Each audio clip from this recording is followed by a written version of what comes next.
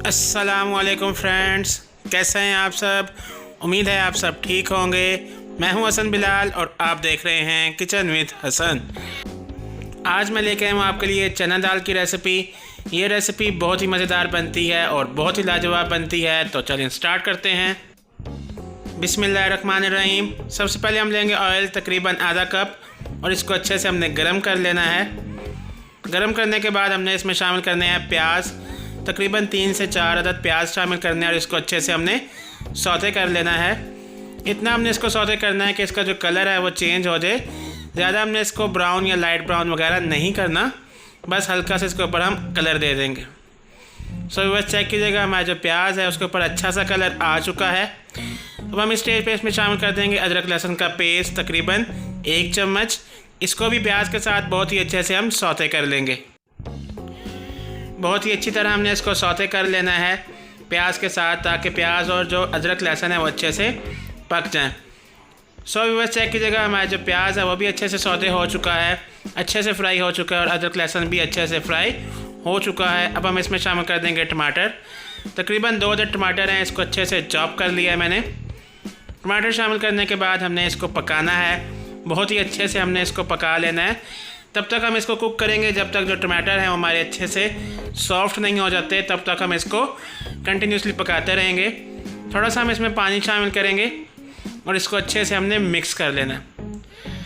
तब तक हमने इसको पकाना है जब तक इसका जो पानी है वो अच्छे से ड्राई नहीं हो जाता और जो टमाटर हैं वो अच्छे से सॉफ्ट नहीं हो जाते, तब तक हम इसको बहुत ही अच्छे से पका लेंगे। बस चेक कीजिएगा, हमारे जो टमाटर हैं वो बहुत ही अच्छे से सॉफ्ट हो चुके हैं। प्याज वगैरह भी अच्छे से गल चुका है, जो टमाटर हमने शामिल किए थे वो भी अच्छे से गल चुके हैं। अब हम इसमें शामिल करेंगे मसाले, जिसमें हमारे पास लाल मिर्ची है 1 चम्मच, कुटी हुई लाल मिर्ची आधा चम्मच है, हल्दी आधा चम्मच है, धनिया पाउडर 1 चम्मच है और नमक हमारे पास आधा चम्मच है। ये मसाला जार शामिल करने के बाद हमने मसालों को बहुत ही अच्छे से भून लेना है। मसालों को हमने बहुत ही अच्छे से भूनना है जब तक इसमें जो ऑयल है वो सेपरेट नहीं हो जाता। बस चेक कीजिएगा, जो ऑयल है वो बहुत ही अच्छे से सेपरेट होना शुरू हो चुका है। हमारा जो मसाला है वो अच्छी तरह भून चुका है। अब हमने क्या करना है, हमने इसमें शामिल कर देनी है दाल। चने की दाल ली थी मैंने तकरीबन आधा किलो। इसको अच्छे से मैंने बॉयल कर लिया है। पहले इसको मैंने भिगो कर रखा था तकरीबन 1 घंटे के लिए और फिर अच्छे से मैंने इसको बॉयल कर लिया था। ये बॉयल शुदा दाल अब हम इसमें शामिल कर देंगे और इसको अच्छे से पहले हमने मिक्स कर लेना है कि मसाले की इसके ऊपर बहुत ही अच्छी तरह कोटिंग हो जाए। 1 से 2 मिनट हम अच्छी तरह इसको मिक्स कर लेंगे, अच्छे से हम इसको भून लेंगे। अच्छी तरह हम इसको मिक्स कर रहे हैं। व्यूअर्स चेक कीजिएगा, दाल जो है वो मसाले के साथ बहुत ही अच्छे से मिक्स हो चुकी है। अब साथ ही हम इसमें शामिल कर देंगे तकरीबन 2 से 3 अदद हरी मिर्चें शामिल करेंगे। हरी मिर्चें शामिल करने के बाद हम थोड़ा सा इसमें धनिया भी शामिल कर देंगे, इससे भी टेस्ट जो है वो अच्छा आता है और लुक भी बहुत अच्छी आती है।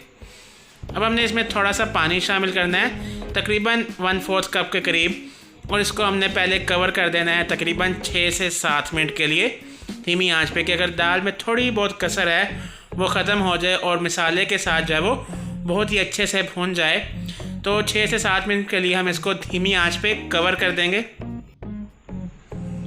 6 से 7 मिनट गुजर चुके हैं। व्यूअर्स चेक कीजिएगा, माशाल्लाह जो ऑयल है वो अच्छे से सेपरेट हो चुका है। दाल जो है वो हमारी बहुत ही अच्छे से भून चुकी है। 6 से 7 मिनट हमने इसको धीमी आंच पे रखा था। अब हम इसको थोड़ी देर के लिए कुक करेंगे और इसमें शामिल कर देंगे हम पानी। पहले जो मैंने पानी शामिल किया, जो दाल को मैंने बॉयल किया था, वो जो पानी बचा है वो वाला, और उसके बाद तकरीबन 1 कप के करीब और पानी शामिल किया।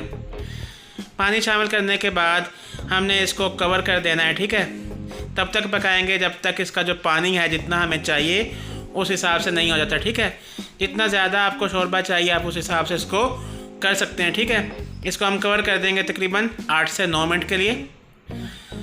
व्यूअर्स 8 से 9 मिनट गुजर चुके हैं। चेक कीजिएगा, हमारी जो चना दाल है उसकी रेसिपी तैयार हो चुकी है।